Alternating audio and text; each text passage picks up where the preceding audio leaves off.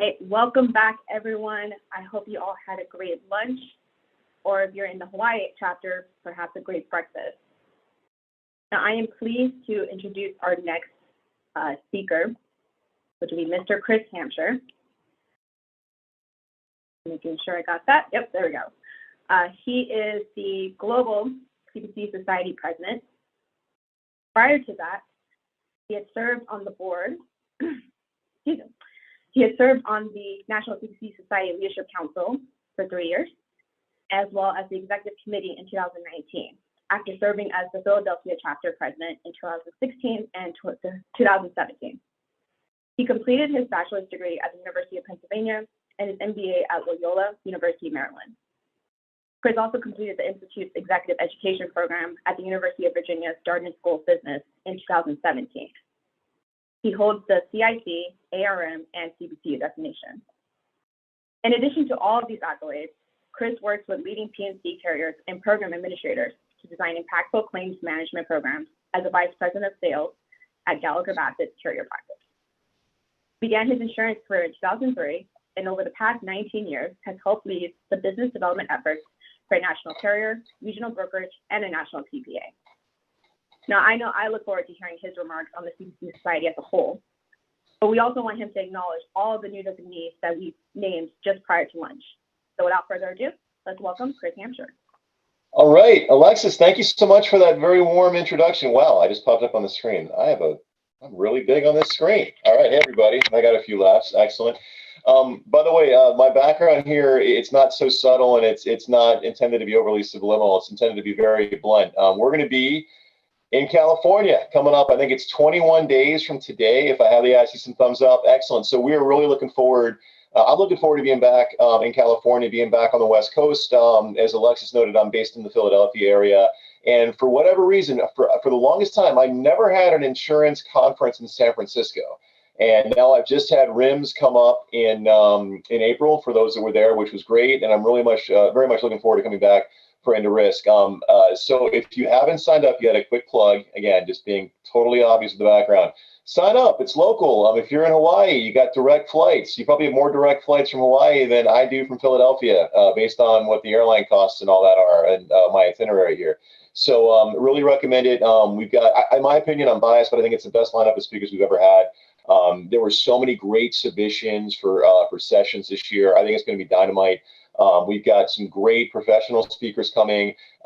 Spencer Vilwalk, who's here, our executive director, all the LC are going to be there. So it's going to be a great opportunity. I'm just excited to get back together in person with you.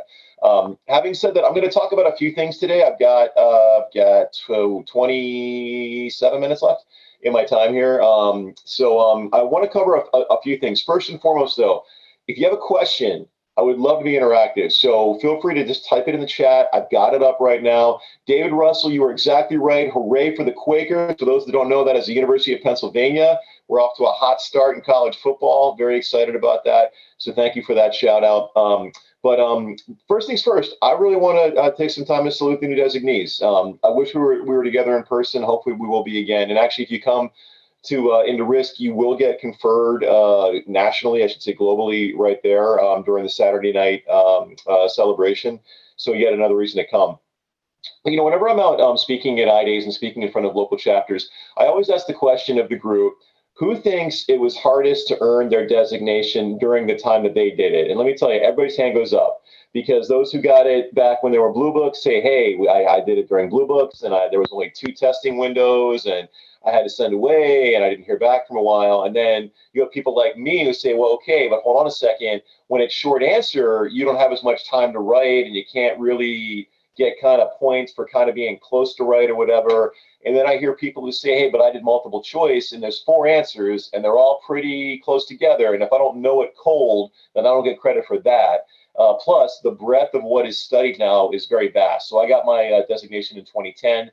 And I can tell you that we had a little bit of cyber on there, but not a lot. And we didn't have a lot of some of the newer, more modern coverages that were on there. So I share that to say that Pete Miller from the Institutes would tell you that if you got no matter when you got your designation, the passing rate has almost always been the same. It's been very consistent. And that's, I think, a testament to the fact that the material gets broader and broader, even as the ability to take tests more frequently might be there for you. So I've said all that and a build up to say that it's my personal belief that earning your designation over the last 2 years was the hardest time possible. We just shifted to online. I know everybody, if you're like me and you got kids at home, it's very difficult to work. It's very difficult to study. You know, we were just in a very challenging environment. So my hat is off to everybody on this call who was part of the cohort of the last couple of years to earn their designation. And I know, I can't see everybody's faces right now, but I know there's a lot of heads nodding of the current membership who want to welcome you into the society. And it is a great society. And I'm going to talk about some of the great things that we do in a moment. But first, I'm going to try to share my screen. And there we go. Can I get a thumbs up as soon as you see my screen? All right, Alexis, Karen, I can see you. Can you give me a thumbs up? Okay, cool. All right, thank you very much. I want to make sure we got no technical issues. There you go. So Karen and Alexis, you're the two faces that I see here. So I'm going to keep asking you for thumbs up, all right? You're on the spot. All right, so my talk's about advancing your career. I am now about to administer the oath. So if I could ask everybody, all CPCUs on the call, and especially the new designees, to please raise your right hand, and we'll read this together. We'll read it nice and slowly, okay? But if you could just go ahead and say it with me. As a CPCU, I shall strive at all times to live by the highest standards of professional conduct. I shall strive to ascertain and understand the needs of others and place their interests above my own. And I shall strive to maintain and uphold a standard of honor and integrity that will reflect credit on my profession and on the CPCU designation. On behalf of all the members of all the chapters that are on this call, my congratulations to all the new designees. How about a round of applause, virtual round of applause? There we go from everyone. You guys did it. Come celebrate with us in San Francisco. Now with that, let's move on to a little bit of a conversation about who we are and what we've done and where we're going, perhaps more importantly. So I've got a lot to cover here. I'm going to do it relatively quickly, but I really mean it. Please shoot me a question in the chat and I'd be happy to address it for you. I'm going to dig into the numbers of how we're looking right now, but I want to start with this. For those of you that might have been at Into Risk back in Orlando, back last, I want to say fall, it was actually winter because it was freezing where I was when I went down there. But it was a little bit different, right? We had about 600 people there. Definitely a smaller Into Risk, but I was very happy we got together. I was asked kind of what are the goals for 2022, and I said that there were three. Number one was I wanted to grow. I wanted to see us grow. I think we all want to grow. We wanted to see more members get engaged. We were hoping that we'd have an opportunity to get out a little bit, get together in person, but for there to be more energy, more growth. And I'm very proud to say that we have grown this year for the first time in many years. And I'm going to talk about how we've done that. And I say we because we've all done it. We've all chipped in to help out on that. The second thing we've talked about is we talked about re-engaging with employers and senior leaders. We have heard that employer support is a challenging issue. We have heard that, and my company is very emblematic of this in some respects. I work for Gallagher Bassett in my professional life. It's one of, give or take the 4 or 5 largest claim TPAs in the country and the world. And my global CEO, my North American CEO, my chief claims officer, my CIO, my head of shared services and managed care, they all come from consulting. They didn't start out like I did at Liberty Mutual many years ago. They didn't start out on the insurance side. They've come into the business and they've done a great job and they brought a fresh perspective, but they don't have the perspective of what is a CPCU, what does it mean? And we're seeing more and more leaders have that. So how do we educate them on that? We can talk about what we've done on that.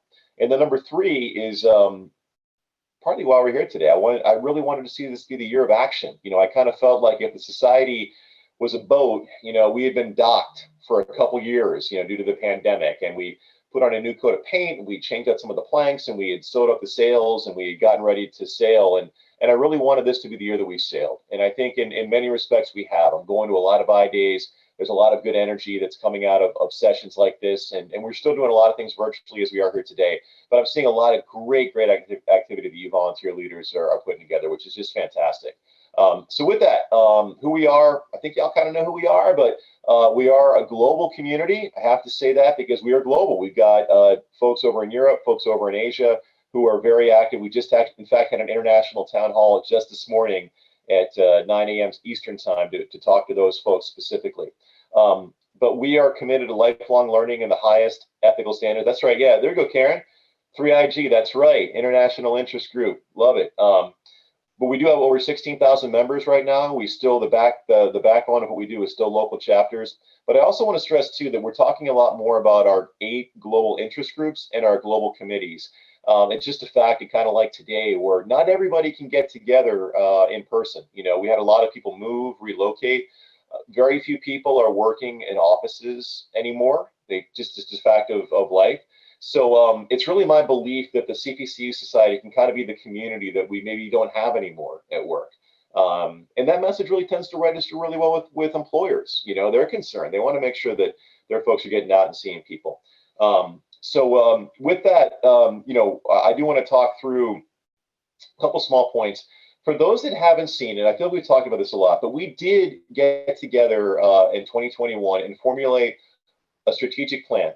And there's 4 goals, sort of 4 pillars. I'm not going to review them all. They're all on our website. But what I do want to get across to you all is that if you look at the pillars and then you look at the objectives, the tasks that are tied for all the chapters, for all the interest groups, for all the committees, for all of us, are really tied to these objectives, right? Because I think it's great to say something like we're the premier community of risk management and insurance thought leaders. I believe that. It's great to think that.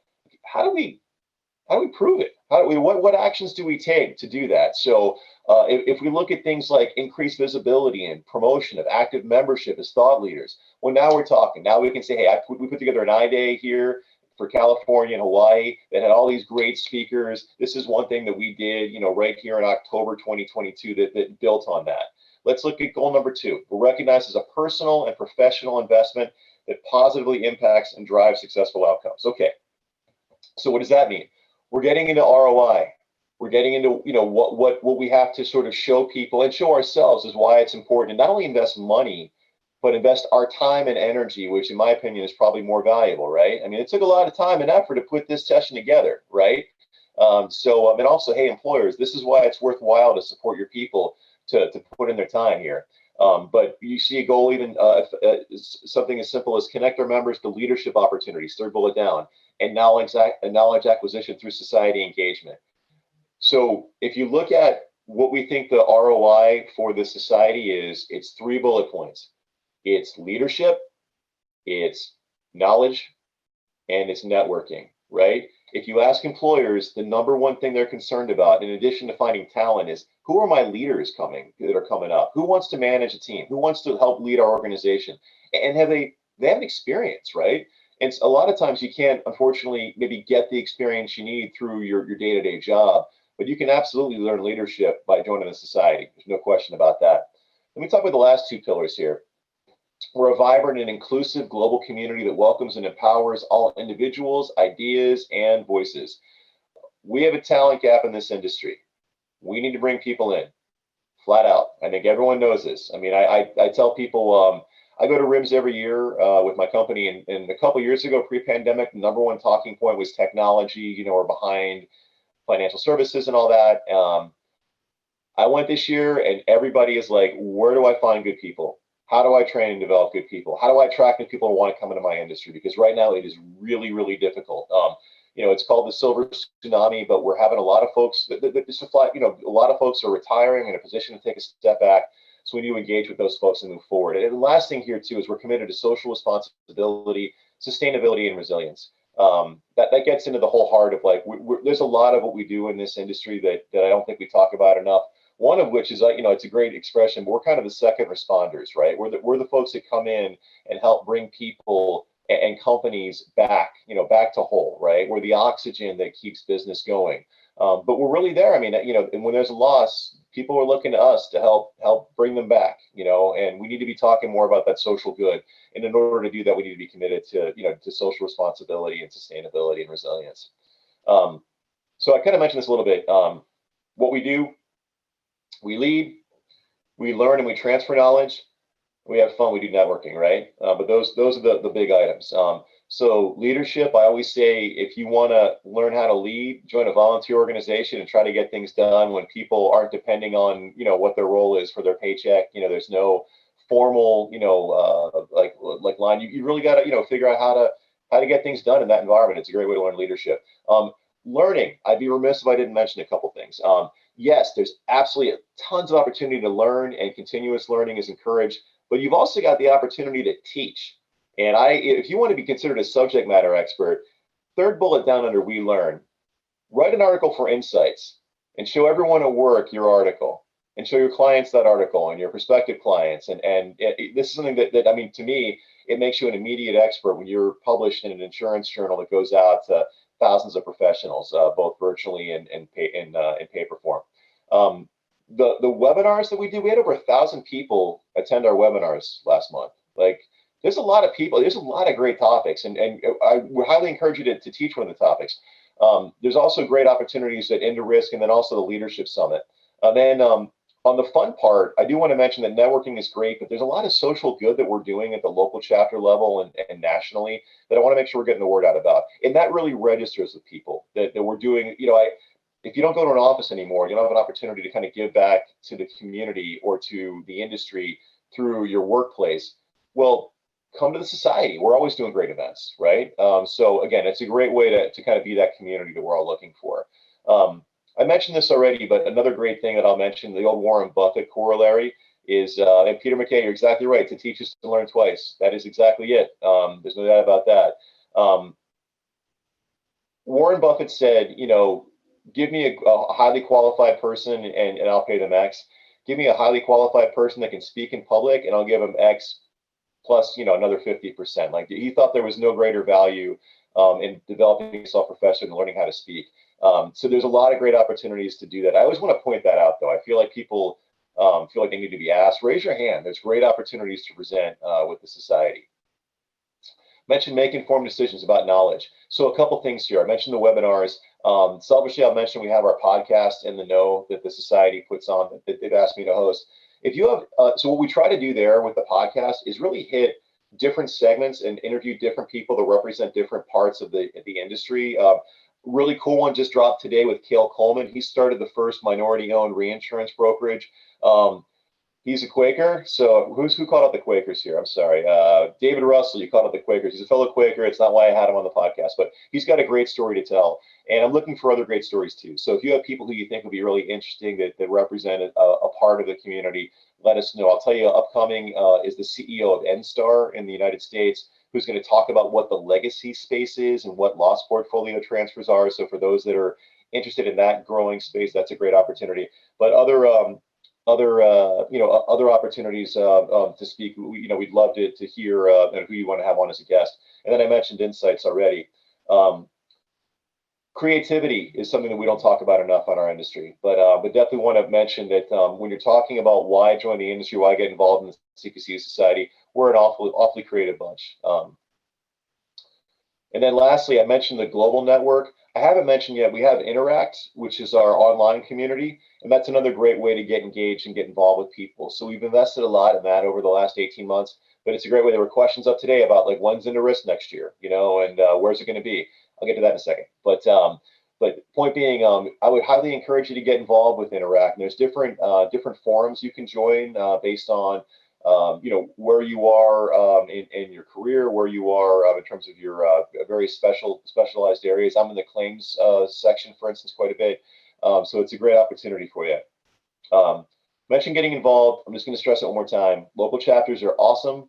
But also give some thought to talking to people about committees and interest groups, especially those who have a hard time making local chapter meetings.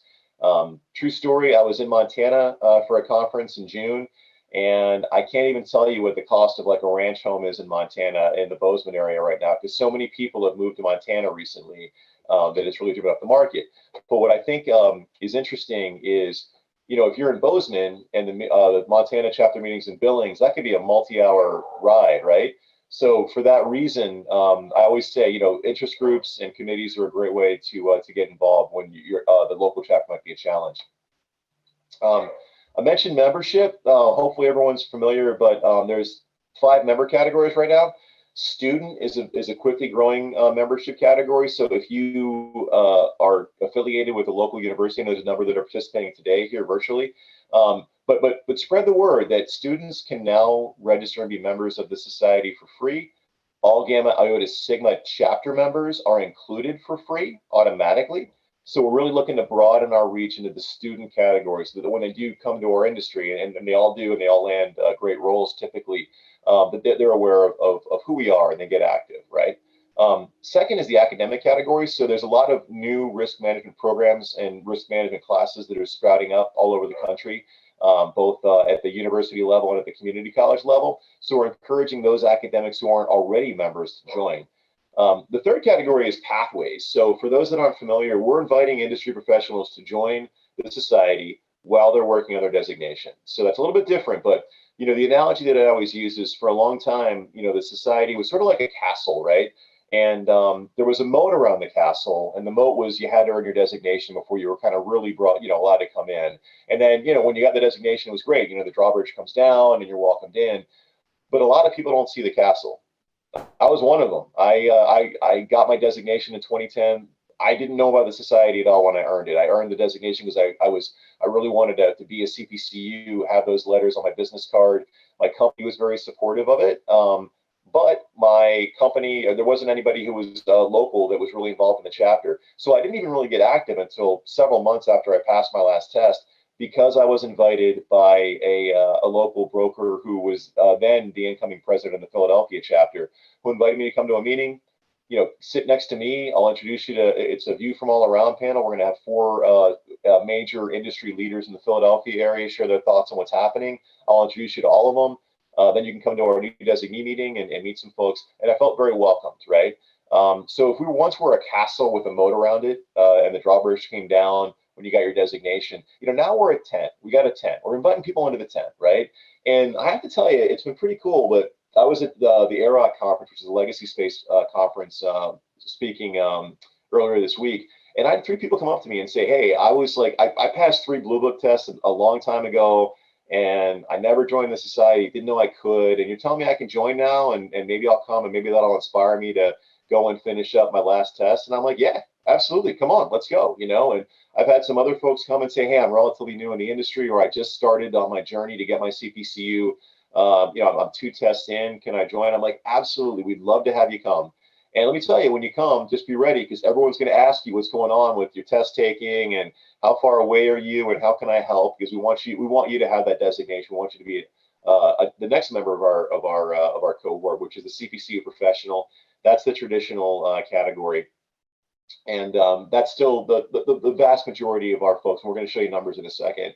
Fit in that category. The last one, I'm not sure if anybody fits into this one here, but post-career. So we don't call it retired anymore, okay? It is my belief this industry is the Hotel California, all right? You can check out anytime you like, but you can never leave, all right? I know so many people who have retired from their company only to pop back up, you know, within a couple months, and they're consulting or they're working part-time somewhere else. So look, we want to retain everyone who's leaving the workforce, even for a short period of time, or downshifting into a new role. We need your institutional knowledge. We need you to come and teach the next generation. People like Greg Massey, who's on the leadership council now, who retired from Zurich in June, and within like 45 days on LinkedIn, boom, now he's working for someone else, you know, doing a consulting role. We need people like that to stay engaged. So I want to point out too, 4 pathways. This is big, but we have facilitated study groups online they're awesome. Like people like Tracy Adedeji, our incoming president-elect, is teaching a class right now. We've got great people who've been leading these courses that I would really recommend for those who still want that classroom environment. But let's just face facts. It's really hard to find like classroom training for these designation classes now, right? It can be challenging in person. So do it online. Meet with a great cohort. A friend of mine, Brad Gronke, is teaching another one of these classes. And again, they are free to Pathways members. All right. So please talk those up to folks that are contemplating joining as a Pathways member. I mentioned numbers. Here's our numbers. CPCU professional, our classic category is still the bulk of who we are. The Pathways category is growing. Student and GIS, that's Gamma Iota Sigma, definitely growing quite a bit. So our challenge is now twofold. We want to progress those pathways members through and have them become CPCU professionals. And then student and GIS, go right up the chain. Let's have them, if they graduate from a lot of these schools with a couple tests under their belt, let's have them feel welcomed as pathways members, and let's get them up to CPCU professional. But just to underscore it, the CPCU professional, I view, is always going to be, that's going to be the backbone of what we do. And then you'll see this lifetime retired category. That's now what we're going to be calling post-career, right? So some folks many years ago paid a lump sum to be lifetime retired. That's not going away, but moving forward, post-career folks are able to join at a discount on an ongoing basis. So our total membership is now above 16,000, whereas it was in the 14,000s relatively recently. So again, we want to keep that momentum going. So the flywheel, we got it to stop, and now it's going the other way, right? So we got a lot of good things to talk about in the community.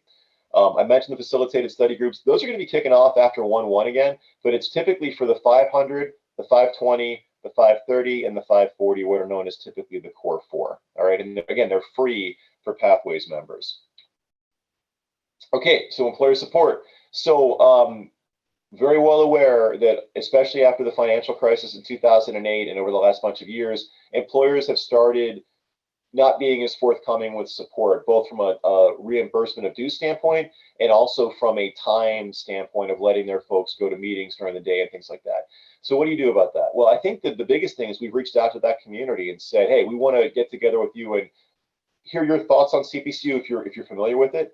Tell you our value proposition. It's that three bullet point ROI. It's develop leadership, develop knowledge, which a lot of these companies unfortunately don't have the training programs they used to have. And then number 3, it's develop your network when a lot of your employees aren't able to get together in offices anymore. And that's registered very well.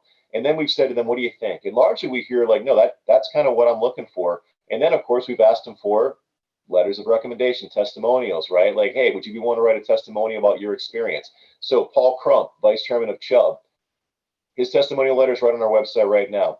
Scott Jean, you're president and CEO for a major carrier employer that has a strong presence in the Midwest. His letter's on there. We've got the CEO of Willis Towers Watson, a testimonial letter, the U.S. CEO for Swiss Re. So we're trying to reach out to other segments of the industry for that. And then it also would add, if you have a senior leader that you think would be willing to write a testimonial letter, let us know. We're looking to. I mean, I'd love to have like a library of these so that when all of you are going to meet with your manager and talking about getting involved, hey, by the way, I'm on the broker side. I mean, the CEO of Willis and the vice chairman of Chubb, here's their letters, their testimonial letters as to why they support their people getting active. So really trying to help you guys to have the support you need for that. And then as well, we're looking to talk to other major employers about why they should be sure to support the society. All right, industry events. So this is just updated. So on a couple things. I talked about IndoRisk coming up October 10th to the 12th. There's going to be an on-demand content where you can access sort of the post-live event stuff. But you guys are local, so you ought to just come. That's what I think. So hope to see you there. Second thing, into leadership. So so as we tweak the name of the annual meeting to IndoRisk to try to be more broad and appeal to folks who might be like Pathways members and have it be recognized as more than just sort of the conferment. Into Leadership is going to be the new name of the Leadership Summit. It is coming in 2023. It's going to Tampa this year, so we're going to the East Coast, but someplace warm. It's going to be March 28th and 29th with some of the committee meetings the day before. But here's kind of the cool thing. So we're going to have a professional speaker close the ceremony on the 29th. And then that speaker is also going to serve as the opening speaker for the CLM annual event. So we're going to be kind of piggybacking, kind of combining a little bit. So if you come for Into Leadership, you can stay for for a day or 2 days of CLM. That's Claims Litigation Management. And then conversely, we're inviting CLM folks to come to Into Leadership. So again, just a better opportunity to network, better opportunity for us to join forces with a fellow institutes organization. And then lastly, IndoRisk 2023. This question just came up on the site. And yeah, it's going to be in DC. So we're going West Coast to East Coast. It's going to be in early October. And I hope to see you all there too. So that's what's coming up from a date standpoint. This should all be up on the website soon, if it's not already. And lastly, I just thought I'd give you a quick snapshot. So one other thing you're going to hear more about in the coming weeks. And I realize I'm on to my last like 60 seconds here, but when you look at the institutes and you look at what's happened since the affiliation back in officially in 2012, the institutes has brought a lot of different entities on. And one thing that we've looked at is how do we kind of, we're all in the same industry, we're all trying to, accomplish sometimes a lot of the same things. How do we combine some of this, right? How do we kind of pull our resources together? And so that's why you're going to start seeing more things like advertisements for like National Work Comp, that conference, which is going on right now in Las Vegas, but that's something that's owned by the institutes. Risk and Insurance Magazine is owned by the institutes. There's a lot more emphasis now on the institute's agent and broker group. That's now, more of a standalone operation, trying to appeal to that community.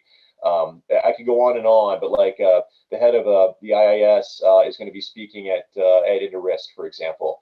The Risk Screen Collaborative, we do some more and more work with that from a blockchain perspective. So you'll see a little more synergy with these items. And again, we Insurance Thought Leadership. You'll see maybe a little more content from them. So again, just trying to find ways to leverage all this intellectual capital that's there, and that kind of starts, I think, to my mind, formally with not combining with the CLM annual meeting, but kind of piggybacking off of it, and giving you all some more opportunities, more resources. So, all right, I'm 1 minute over. I'm sorry, but any questions that I can answer for anybody here in the chat? I haven't seen any questions pop up, and I can't have covered everything. So, any questions I can answer?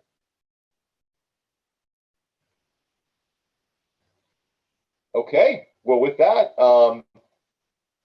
thank you all. Appreciate it. We're here for you. If you need anything, a great way to get quick questions is to go to Interact, and you'll get usually an answer same day from the society staff. But we're here for you. I look forward to being in your beautiful state of California. I think I'm making it out to Hawaii next year. Looking forward to that. And thank you all for your commitment and everything you're doing to just keep bolstering the society. We really appreciate it.